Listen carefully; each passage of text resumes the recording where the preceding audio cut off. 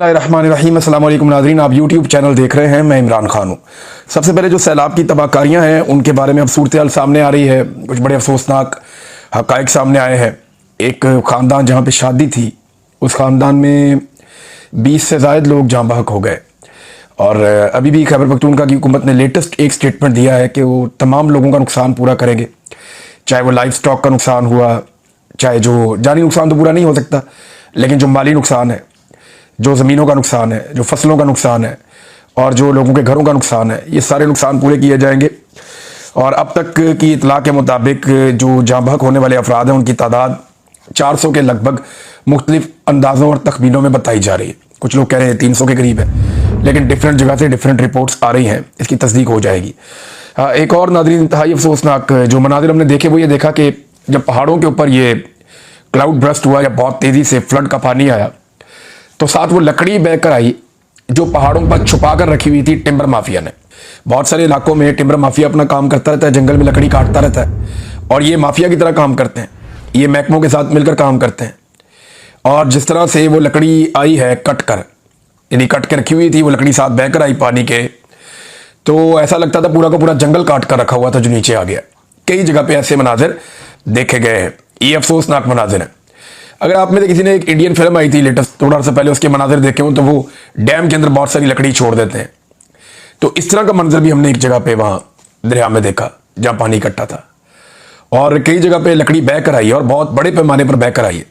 ये लकड़ी किसकी थी?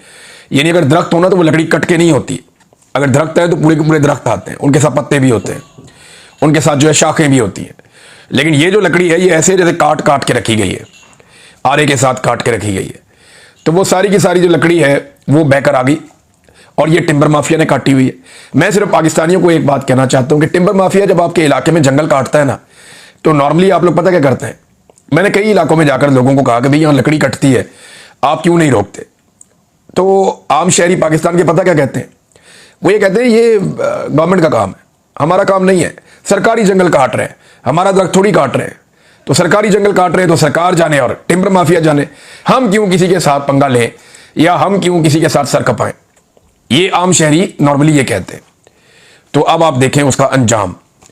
ये जंगल जो इन्होंने काटे हैं ये सरकारी नहीं है, आप मालिक हैं इसके। हर पाकिस्तानी मालिक है पाकिस्तान के जंगलों का। जितनी भी सरकार के पास जमीन है या जंगल है वो अवाम के हैं, अवाम उनकी मालिक है। वो आपका जंगल है जिसे टिम्बर माफिया काटता है और आप उस कटाई को रोकने के लिए सरकार को टैक्स देते हैं, जिसकी एवज वो आपको कुछ मुलाजिम देते हैं, सरकारी मुलाजिम, जिन्होंने उस कटाई को रोकना होता है। अगर वो अपना काम नहीं कर रहे तो क्या आप भी नहीं करेंगे? फर्ज करें आपने पैसा वैसा देकर अपने दरवाजे पे चौकीदार बैठा लिया और आपके घर के अंदर जो है वो चोर घुस आए हैं चौकीदार के साथ मिलकर, तो आप ये कहेंगे कि चौकीदार जाने और चोर जाने? या आप निकल कर, आपकी तादाद भी ज्यादा है, आपकी ताकत भी ज्यादा, आप चोर को रोकेंगे? आप जरूर रोकेंगे। यही आपके साथ हो रहा है कि जो सरकारी जंगल है उसकी कटाई जब होती है तो आप खामोश हो जाते हैं। इसको रोके, जबरदस्ती रोके, ताकत से रोके, इनको मना करें और इनको वहां से हटवें। ये जो टिम्बर माफिया है, देखिए जंगल आप लगा तो रहे नहीं, जो है वो आप कटवाते जा रहे हैं और टिम्बर माफिया पैसा कमा रहा है। हुकूमतों की इस तरफ तवज्जो नहीं है। इमरान खान वाहिद आदमी है जिसने इसके ऊपर तवज्जो दी थी, उसके बाद से आज तक किसी ने क्लाइमेट चेंज के ऊपर काम ही नहीं किया। लिहाजा ये जो लकड़ी कट के आ रही है ये आपकी अपनी मलकियत है, आपकी अपनी जमीन के ऊपर लगी हुई है, ये सरकारी जंगल है, आप इसके मालिक हैं। तो टिम्बर माफिया को लकड़ियों की कटाई से रोकें, उन्हें मना करें। ये ऊपर लकड़ी जमा करते रहते हैं और उसके बाद मुख्तलिफ तरीकों से अंधेरे में, मुख्तलिफ दिनों के हिसाब से, मुख्तलिफ तरीकों से लकड़ी निकाल निकाल के मार्केट में पहुंचाते हैं। तो ये अफसोसनाक सिलसिला बंद होना चाहिए। नाज़रीन, सुहेल बड़ाई साहब ने एक कॉलम भी लिख दिया और इमरान खान साहब से कहा जी आप माफ़ी मांग लें। जो उन्होंने कहा था ये देखें आप। यानी मुझे हैरत होती है कि ये जर्नलिस्ट हैं, ये कैसी बातें कर रहे हैं। यानी इमरान खान को कह रहे हैं कि आप माफ़ी मांगें और आपको माफ़ी मांगनी चाहिए, उनको ये मशवरे भी दे रहे हैं कि कौम जो है ना वो एक और जुल्फ़िकार अली भुट्टो की मुतहम्मिल नहीं हो सकती। सुहेल बड़ाई कहते हैं कि कैदी जी जान है तो जहान है, पाकिस्तान भुट्टो जैसा सानिया दोबारा नहीं देखना चाहता। अब ये एक धमकी है, ये एक धमकी है जो आसिम मुनीर से मुलाकात के बाद सुहेल बड़ाइच के जरिए से लगाई गई है। इससे पहले भी कुछ टाउट्स इस्तेमाल किए जाते रहे मिलिट्री एस्टेब्लिशमेंट की जानिब से जो धमकियां लगाने का काम करते थे। अब उन्होंने एक बेहतर टाउट हायर किया है जिसके जरिए वो धमकी लगवा रहे हैं। इमरान खान खुद कह चुके हैं और बार बार कह चुके हैं वो जेल में मरने को तरजीह देंगे किसी भी डील पर। मैं आसिम मुनीर के सामने नहीं झुकूंगा, मैं इस शख्स के सामने सर नहीं झुकाऊंगा। ये इमरान खान साहब बार बार कह चुके हैं। अब सुहेल बड़ाई साहब बड़े धमकी लगा रहे हैं कि भुट्टो वाला हाल कर देंगे, यानी आपको कत्ल कर देंगे। अगर आपने जान बचानी है तो जान है तो जहान है। और उन्होंने कहा कि हम सानिया दोबारा नहीं देखना चाहते, ना ही आपके करोड़ों हामियों को मायूसी बेबसी में धकेलना चाहते हैं। माफी तलाफी से काम मुमकिन है तो ये फौरन करके जेल से बाहर निकलना ही अमलियत पसंदी है। डियर कैदी जी, आप बार बार कहा करते थे यू टर्न अच्छे होते हैं, एक यू टर्न मुल्की इस्तेहकाम के लिए भी ले लें, अगले इलेक्शन तक चुप का रोजा रख लें। देखिए इमरान खान ने यू टर्न लिया IMF के पास जाने के मामले में, एक दो और मामलात में भी लिए, लेकिन वो जो यू टर्न इमरान खान साहब ने लिए वो उन्होंने कौम के लिए लिए थे उस वक्त और अपने मौके से पीछे हटे थे। लेकिन इमरान खान एक बात और भी कहता था जो सुहेल बड़ा हिस्सा भूल गए। इमरान खान ने कहा था कि मैं अपने मकसद तक पहुंचने के लिए यू टर्न ले सकता हूं, लेकिन अपने मकसद पर यू टर्न नहीं ले सकता। अब इमरान खान ये कहते हैं कि पाकिस्तान की एस्टेब्लिशमेंट से जो हकीकी आज़ादी है वो पाकिस्तानी कौम को दिलवानी है, ये उनका मकसद है। इस तक पहुंचने के लिए तो वो यू टर्न ले सकते हैं, लेकिन इस मकसद से क्या वो यू टर्न ले सकते हैं? होगा क्या अगर इमरान खान साहब माफी मांग लेते हैं? देखें ये नवाज शरीफ की ख्वाहिश है, नवाज शरीफ को इस बात का पता है, उसकी बेटी को भी पता है कि अब वो इमरान खान जितने मकबूल कभी नहीं हो सकते, ना कभी माजी में रहे ना आइंदा कभी हो सकते हैं। तो उन्हें एक बात का आइडिया है कि हम तो वहां नहीं पहुंच सकते, उसको नीचे खींचो, इमरान खान से कोई ना कोई माफी मुफी मंगवाओ, कोई एक आधा कागज का टुकड़ा हमारे पास हो, इसको लेकर हम दुनिया को बताएं जनाब हम भी वैसे ही इतने बुरे हैं और इमरान खान भी वैसे ही है। अगर हम बुज़दिल हैं तो इमरान खान भी दिलेर नहीं है। अब ये वो सारी कहानियां आवाम को सुनाने के लिए, अपने आप को रेलिवेंट बनाने के लिए इमरान खान को नीचे खींचना चाहते हैं। खुद तो ऊपर नहीं जा सकते, लेकिन उन्होंने हल यह निकाला कि इमरान खान को नीचे ले आए। अगर इमरान खान ने माफी मांग ली तो ये सच्चे दिल से माफी क्या होती है, यानी इसका पैमाना क्या है? Army chief field marshal Asim Munir को कैसे पता चलेगा कि ये जो माफी मांगी है ये सच्चे दिल से है या नहीं है? उसका क्राइटेरिया क्या होगा? क्या बावजूद होकर कोई खास तरीका करके कोई सच्चे दिल से खुशबू के साथ वो कैसे पता चलेगा कि ये जो माफी मांगी गई है ये सच्चे दिल से माफी मांगी गई है या झूठे दिल से माफी मांगी गई है? एक तो ये मुझे बहुत अजीब लगता है जो ये बात की जाती है। दूसरा, अगर इमरान खान साहब इस मामले में एस्टेब्लिशमेंट से हार जाते हैं फर्ज करें, तो क्या होगा? होगा ये कि अगले कुछ अरसे तक के लिए या हो सकता है एक लंबे अरसे तक के लिए अवाम के अंदर से ये ख्वाहिश या उम्मीद दम तोड़ जाए कि जनाब एस्टेब्लिशमेंट को शिकस्त दी जा सकती है, या एस्टेब्लिशमेंट से जान छुड़ाई जा सकती है, या एस्टेब्लिशमेंट के जुल्म से बचा जा सकता है। हो सकता है लोगों में ये उम्मीद दम तोड़ जाए और इस वक्त एस्टेब्लिशमेंट को यही चाहिए कि पाकिस्तान की आवाम ये सोचना भी बंद कर दे कि किसी दिन वो पाकिस्तान की एस्टेब्लिशमेंट को अपने ताबे कर लेंगे। अब इसमें सुहेल बड़ाई साहब ने जो कॉलम लिखा वो तो आपके सामने, मैंने आपको बता दिया कि वो मशवरे दे रहे हैं, साथ धमकियां भी पहुंचा रहे हैं। लेकिन ये सुहेल बड़ाई साहब का पुराना तरीकाकार है, ये एस्टेब्लिशमेंट के आज की दासी नहीं है, ये एस्टेब्लिशमेंट की आज से गुलामी नहीं कर रहे, ये बहुत पुराने एस्टेब्लिशमेंट के मुती हैं, ये बहुत पुराने एस्टेब्लिशमेंट के चाहने वाले हैं। यानी हमें तो ये कहते हैं ना लोग कि जनरल बाजवा से फैज से हमारे अच्छे ताल्लुकात थे, मैं लानत भेजता हूं, मैं सारी जिंदगी कभी फैज अमीद को मिला भी नहीं, और जनरल बाजवा से जो मुलाकात हुई उसके अंदर भी इख्तलाफ हो गया। यानी मैंने जनरल बाजवा को उसके मुंह पर कहा था कि जनरल साहब 70 साल आपने चूरन बेचा कौम को कि कश्मीर को आजाद करवा लेंगे, अब आप हमें कह रहे हैं कि जाकर हम कौम को यह बताएं कि जनाब भूल जाएं कश्मीर को और इंडिया के साथ ताल्लुकात नॉर्मलाइज करें, ये नहीं होना। फिर मैंने उन्हें कहा, ये जो आपने बनाई तरीके लबैक के बारे में मैंने कहा ये लाहौर से लेके पिंडी तक ये जो आपने खेल दिया है ना, ये आपको किसी दिन पता चल जाएगा जो ये आपके साथ करेंगे, और आप हमें चाहते हैं कि हम जाके इनसे लड़े, तो आप क्या करेंगे? आपको ये फैसला खुद करना पड़ेगा कि आपने कौम के साथ ये क्या किया। ये चीजें मैंने उनके सामने रखी थी। तो मेरी तो जनरल बाजवा से जो मुलाकात हुई, एक दो मुलाकातें, वो भी इसी तरह की थी, कोई अच्छी मुलाकातें नहीं थी, बदमजा वाली थी। जनरल फैज से मैं सारी जिंदगी मिला ही नहीं। अब आप अंदाजा करें कि सुहेल बड़ाई साहब जो खुद को एक न्यूट्रल सहाफी कहते हैं, ये जरा जनरल बाजवा और जनरल फैज के बारे में क्या कहते थे, जरा ये भी आप सुन लें। जब जनरल बाजवा को एक्सटेंशन दी गई तो सुहेल बड़ाई साहब ने लिखा कि बिलाखिर पाकिस्तान की पायदार तरक्की का रास्ता हमवार हो चुका है, क्योंकि तारीख के तालिब इल्म और तरक्की के ख्वाहां जनरल कमर जावेद बाजवा को मजीद 3 साल के लिए आर्मी चीफ बना दिया गया है। इस फैसले पर वजीर आजम इमरान खान अमरीका, यूरोप और दुनिया भर के ममालिक से मुबारकबाद के मुस्तहिक हैं, क्योंकि अब पाकिस्तान अमन और तरक्की की राह पर ही चलेगा। अंदाजा करें यही सुहेल बड़ाइच हैं जो जनरल बाजवा की शान में भी कसीदे पढ़ा करते थे, और उनके बारे में और क्या कुछ कहा करते थे। यानी इन्होंने, जरा ये जुमले आप सुने, आपकी जो है ना आपका ईमान ताजा हो जाएगा। उन्होंने कहा कि तारीख का शऊर रखने वाले जनरल कमर जावेद बाजवा ना अफगानिस्तान में खाना जंगी चाहते हैं और ना ही भारत के साथ जंग। सो दुनिया भर के अमन पसंदों के लिए जनरल बाजवा की तकर्री एक खुशखबरी है।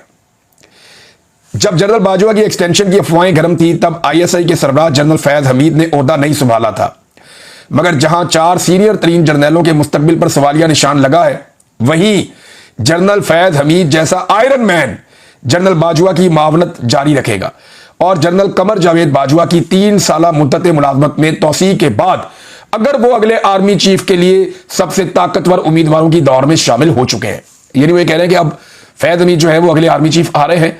उसके अलावा और भी तारीफें की तरह ये भी सुने आप। आगे वो कहते हैं कि जनरल फैज हमीद 4 सीनियर तरीन जर्नलों में शामिल होंगे और अगर उन्हें भी इसी तरह 6 साल यानी 2028 तक बतौर अगले army chief of the staff अपनी पॉलिसी तसलसल से जारी रखने का मौका मिलता है तो पाकिस्तान भी मलेशिया, हांगकांग और चीन के मॉडल की तरफ फायदा उठाकर और तरक्की करके 12 साल गुजारकर नई मंजिलों की तरफ गामजन हो चुका होगा। यानी ये कह रहे थे कि पाकिस्तान चाइना बन जाएगा, मलेशिया बन जाएगा, हांगकांग बन जाएगा। अगर जनरल बाजवा ने ये 3 साल निकाल दिए, उसके बाद जनरल फैज हमीद को आर्मी चीफ बनाया गया और उसने भी 6 साल निकाल दिए तो पाकिस्तान हांगकांग बन जाएगा, कमाल कर देगा पाकिस्तान। तरक्की का पाकिस्तान जो है वो बेहतरीन मॉडल पाकिस्तान तरक्की का अपना लेगा। ये जो कल कहानी सुना रहे थे जनरल आसिम मुनीर साहब की, जिनके पास 10 साल मनसूबा है, 5 साल मनसूबा है, अब ये कह रहे थे कि जनरल अयूब ने पायदार तरक्की, मुआशी तसलसल और सियासी इस्तेहकाम का 10 साल मॉडल बनाया और फिर इसे चलाया, डैम बनाए और पाकिस्तान को मलेशिया और जनूबी कोरिया की सतह पर ले जाने ही वाले थे कि अदम इस्तेहकाम हो गया, सियासी अदम इस्तेहकाम हो गया। ये शख्स बहुत पुराना जर्नैलों का मुत्ती है, बहुत पुराना जर्नैलों के साथ खुशामद करने वाला है। मैं सुहेल वड़ाई साहब के बारे में ये कहना नहीं चाहता था, लेकिन जो भी डिक्टेटर आता है परवेज मुशर्रफ से लेकर अब तक, सुहेल वड़ाई साहब ने दबा के इनकी तारीफें की और इनकी गेम उठाई है और इनके कसीदे पढ़े और फिर वक्त आने पर ये इनकलाबी भी बन जाते हैं। कॉलम में 2 लाइनें शामिल करके ये इनकलाब के अंदर अपना नाम भी लिखवा लेते हैं। इस आदमी ने सबसे ज्यादा पूरी दुनिया का ट्रेवल किया है अपने सहाफी होने का फायदा उठाकर। बहुत ट्रेवल किया है दुनिया का, मौजा ही मौजा। कभी एक छोटी सी कुर्बानी भी इन्होंने नहीं दी, कभी भी। जमहूरियत की खातिर हो जाए, सहाफत की खातिर हो जाए, इंसानियत की खातिर हो जाए, तो इन्होंने अपनी मौज मस्ती में जिंदगी गुजारी है और इन्हें यह लगता है कि मौज मस्ती ही जिंदगी है। यानी इमरान खान जो कुर्बानी दे रहा है उन्हें लगता है कि तो बेवकूफी है। हर वो आदमी जो सुहेल वड़ाई जैसी जिंदगी गुजारेगा, हर उस आदमी को इमरान खान जैसी जिंदगी गुजारने वाला आदमी बेवकूफ और पागल ही लगेगा। वो ये कहेगा कि यार कुर्बानी देने की क्या जरूरत है, लाइफ एंजॉय करो, जाओ वर्ल्ड टूर करो, फलां जगह पे जाओ, लोग टिकट देंगे, आप यहां जाओ, आप वहां जाओ, आप ये एंजॉय करो, तो मजे करो आप दुनिया भर की। और क्या जरूरत है कुर्बानी देने की, क्या जरूरत है मार खाने की, क्या जरूरत है टक्कर लेने की। लेकिन ये लोग तारीख में अपना नाम नहीं लिख पाते। आज सुहेल वड़ाई साहब को लोग इसलिए जानते हैं कि वो इमरान खान का तस्करा कर रहे हैं। सुहेल वड़ाई लिख दे कुछ और कॉलम, कोई पूछेगा भी नहीं, कोई बात भी नहीं करेगा। तो इनको अपने आप को रेलिवेंट रखने के लिए भी उन्हीं लोगों का नाम इस्तेमाल करना पड़ता है जिन लोगों को ये अपने से बेवकूफ समझते हैं। इमरान खान तारीख लिख रहा है और सुहेल वड़ाई साहब सिर्फ इमरान खान का नाम इस्तेमाल करके कॉलम लिख रहे हैं। जो सवालात आर्मी चीफ से पूछने चाहिए थे वो तो पूछे नहीं। पूछना चाहिए था कि आपने 2024 के इंतखाबात में धांधली क्यों करवाई। पूछना चाहिए था कि आपने जाली फॉर्म 47 जारी क्यों करवाए। पूछना चाहिए था कि आपने पाकिस्तान तहरीक इंसाफ का इंतखाबी निशान क्यों छीना। पूछना चाहिए था कि तहरीक इंसाफ के लोगों को, शायरों को, सहाफियों को, बाकी लोगों को जबरी तौर पर लापता क्यों किया। पूछना चाहिए था कि एमएनएस को अगवा क्यों किया गया। पूछना चाहिए था कि पार्लियामेंट के ऊपर अटैक क्यों किया गया। यानी वो जो सारी चीजें पूछी जानी चाहिए थी आर्मी चीफ से कि जनाब इनका जवाब दें जो आपके ऊपर इल्जामात हैं, बजाय वो पूछने के उनके बिहाफ पे आकर धमकियां लगा रहे हैं और बता रहे हैं अब उल्टा काम हो गया। हुआ यह है कि सुहेल वड़ाई से जो कॉलम लिखवाया गया उसने इमरान खान साहब को एक क्लीन चिट दी है। यानी वो कॉलम ये बता रहा है कि इमरान खान ने कोई जुर्म नहीं किया। वो कॉलम ये बता रहा है कि इमरान खान के ऊपर कोई केस सही नहीं है, सारे केसेस इमरान खान के ऊपर जाली है, 2 नंबर केसेस बने हुए हैं।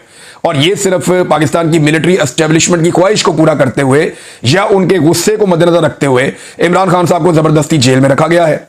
और सिर्फ एक माफी या एक सरेंडर इमरान खान साहब को इन सारी तकालीफ से बाहर निकाल सकता है। तो सुहेल वड़ाई साहब का शुक्रिया कि नादानी में उन्होंने कुछ भी किया, कम से कम वो ये गवाही तो लेकर आए आर्मी चीफ से कि इमरान खान किसी कानून की वजह से जेल में नहीं है, इमरान खान किसी इंसाफ की वजह से जेल में नहीं है, इमरान खान सिर्फ और सिर्फ अपने मौक़िफ़ पर डट जाने की वजह से जेल में है।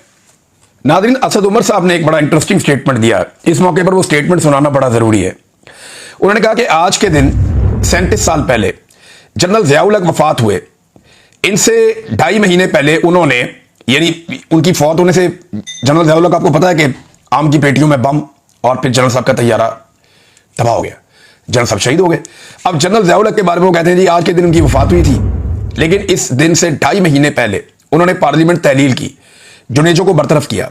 तज्जिया निगारों का कहना था कि जनरल साहब मुकम्मल कंट्रोल रखते हैं और सालों निज़ाम ऐसे ही चलता रहेगा, लेकिन अल्लाह को कुछ और मंजूर था और होता वही है जो अल्लाह चाहता है। ये असद उमर साहब ने कहा। तो वो कहते हैं साबान 100 बरस का और पल की खबर नहीं।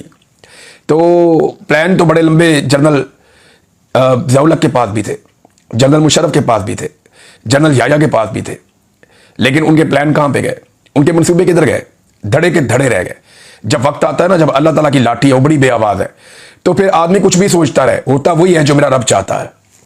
नाज़रीन, जरा ये एक और स्कैंडल देखें कि पाकिस्तान ने जो चीनी बाहर से इंपोर्ट करने का फैसला किया है, ये 2 लाख मैट्रिक टन शुगर है, इसको इंपोर्ट करने के लिए जिन कंपनियों ने सबसे कम कीमत ऑफर की थी, उन्हें यह टेंडर नहीं दिया गया हुकूमत पाकिस्तान की जानिब से, बल्कि टेंडर उन्हें दिया गया जिन्होंने महंगी चीनी मंगाने के लिए कहा था। और बहाना क्या बनाया गया? मिसाल के तौर पे एक कंपनी है जो लंदन की है, उसने $539 फी मैट्रिक टन का ऑफर दिया था कि हम इस तरह आपको चीनी मंगवा कर दे देते हैं, लेकिन इनकी जो है ना टेक्निकल वजह बना के इनको डॉक्यूमेंटेशन की बुनियाद पर फारिग कर दिया गया। फिर एक जर्मनी की कंपनी थी जिसने $555 फी मैट्रिक टन कहा था, उसको भी जनाब फारिग कर दिया गया। और फिर जो बिड मंजूर की गई, उन कंपनियों को यह ठेका दिया गया जिन्होंने $580.75 फी मैट्रिक टन और दूसरी ने $586 फी मैट्रिक टन के हिसाब से, यानी एक स्विस कंपनी है और एक दुबई की कंपनी है, इनको ठेका दे दिया गया। यानी जो पाकिस्तान को सस्ती चीनी मंगाकर दे रहा है उसको ठेका नहीं दिया जा रहा, उसको रद्द किया जा रहा है, और जो पाकिस्तान को महंगी चीनी मंगाकर दे रहा है उसको ठेका दिया जा रहा है, उसको रद्द नहीं किया जा रहा। हर चीज में ये कौम को चूना लगाते हैं, हर चीज में ये कौम को बेवकूफ बनाते हैं, हर चीज में ये कौम को लूटते हैं, कौम का खून निचोड़ते हैं, और यहां पे भी वो यही कर रहे हैं। तो इसे होगा क्या? चीनी मजीद महंगी होगी और आप बैठकर तमाशा देखेंगे। नाज़रीन, जाते जाते एक खबर मैं आपको बताता हूं, बल्कि 2 खबरें हैं। एक ये है कि पाकिस्तान में जो economic policy and business development think tank है, उन्होंने पाकिस्तान के टॉप 40 जो टॉप 40 बिजनेस ग्रुप हैं उनकी तफसीलात जारी की हैं। उनमें पाकिस्तान को नंबर 1 बिजनेस ग्रुप है, सिर्फ मैं आपको उतना बताना चाहूंगा, वो है फौजी फाउंडेशन। कोई मुकाबला नहीं दूर दूर तक। फौजी फाउंडेशन पाकिस्तान का नंबर 1 सबसे अमीर बिजनेस ग्रुप है, लगभग $6 अरब की वर्थ के साथ। अंदाजा करें आप, पाकिस्तान $1 अरब के लिए तरस रहा है, लेकिन फौजी फाउंडेशन सबसे अमीर, सबसे तगड़ा, कोई मुकाबला नहीं दूर दूर तक, और उसकी वजह आप अच्छी तरह जानते हैं। दूसरी खबर ये बताता हूं कि पंजाब में नाज़रीन 21,000 स्कूल, ये वो स्कूल है जो सरकारी स्कूल थे, इन्हें आउटसोर्स कर दिया गया है, यानी अब ये सरकार की तहवील में नहीं रहेंगे। 21,000 स्कूल पंजाब में फारिग कर दिए गए। 21,000, ये छोटा फिगर नहीं है। और इसमें 43,624 उस्ताद की असामियां खत्म कर दी गई, यानी लगभग 45,000 जो पढ़ाने वाले टीचर्स हैं वो भी फारिग कर दिए इन्होंने। ये पंजाब के अंदर तरक्की हो रही है, और पंजाब की वज़ीर आला जापान के अंदर चुपती फिर रही है कि किसी तरह किसी को पता ना चले कि मैंने किस हॉल के अंदर जाकर तकरीर करनी है, ताकि वहां पे अवाम ना पहुंच जाए या ओवरसीज पाकिस्तानी ना पहुंच जाए। अगले वीडियो में तफसीलात बताता हूं। अब तक के लिए इतना, अपना ख्याल रखिएगा, अपने चैनल का